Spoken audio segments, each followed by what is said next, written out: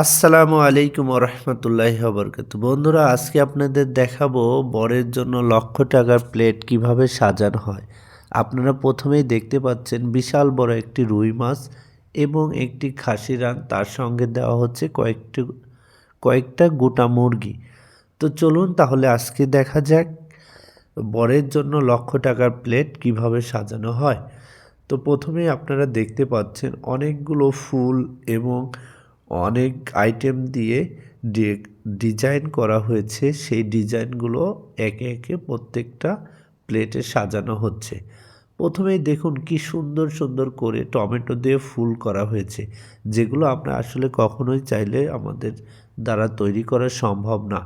কেননা যে এগুলোতে অনেক এক্সপার্ট হতে হয়, তাহলে পরে এত সুন্দর সুন্দর ফুল বানানো যায়। তো আপনারা দেখতে পাচ্ছেন যে অনেক বড় বড় মালটা, অনেক বড় বড় কমলা এবং অনেক বড় বড় আপেল কেটে কিন্তু সুন্দর ডেকোরেশন করা হয়েছে, যেটা কিনা লক্ষ টাকার প্লেটের স্থান পেয়েছে। তো আমাদের প্রয়োজনে যদি এইগুলো ডেকোরেশন আমরা করতে চাই, এগুলো ডিজাইন আমরা করতে চাই, তাহলে পরে আমাদের প্রথমত এইগুলো একটু শিখতে হবে এবং এগুলো সম্পর্কে আমাদের একটু ধারণা নিতে হবে। তো আপনারা ভিডিওটি কন্টিনিউ করুন আর শেষ পর্যন্ত দেখতে থাকুন যে আসলে আমরা কি দিয়ে এই প্লেটটা সাজিয়েছি। কারণ আমাদের অনেকের অনেক সময় এগুলোর প্রয়োজন হয়। অনেক সময় আমরা আমাদের ভাই বোন আত্মীয় স্বজনের বিয়েতে এই প্লেটগুলো আমরা সাজাতে পারি না। তো তাদের জন্যই আমি মূলত এই প্লেটটা আজকে একটা ভিডিও তৈরি করেছি, যেটা আপনাদের প্রয়োজনে আসবে। তবে এই প্লেটটার দাম কিন্তু মাত্র ১,০০,০০০ টাকা।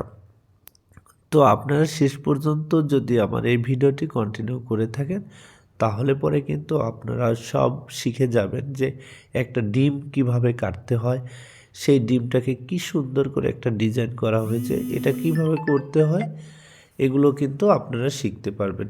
এছাড়া সামান্য একটা টমেটো দিয়ে কিভাবে ডিজাইন করতে হয়, সেটাও আপনারা কিন্তু শিখে যাবেন। এই যে দেখুন সব ধরনের ফল এবং শসা, আরও অনেক ডিজাইন দেওয়া হবে। এই যে দেখুন শসা দিয়ে ফুল করা হয়েছে। এটা কি আমরা চাইলেই করতে পারবো? কখনোই না। এটা আমাদের আগে শিখতে হবে এবং এক্সপার্ট হলে তবেই সম্ভব।